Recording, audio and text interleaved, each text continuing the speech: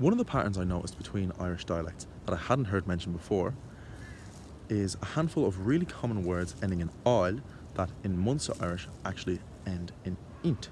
So you get words like fágáil, leaving, becoming fágaint. And there's a few of these that I found. So atartáil, hearing, becoming atarthaint. You get tógáil, raising, tógaint.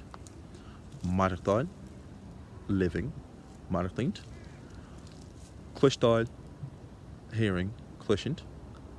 Feiceáil, seeing, fishkint. And there's a few other words that kind of fall into this category. So bach in East Munster is actually bachint. Fanacht in West Munster is actually fanoint. And then there's a couple of others like fáil and cainail, where you'll find some speakers pronouncing them as fáilt and cainail, which I suppose is kind of the same thing. Anyway, sin é chairde, slán fáil.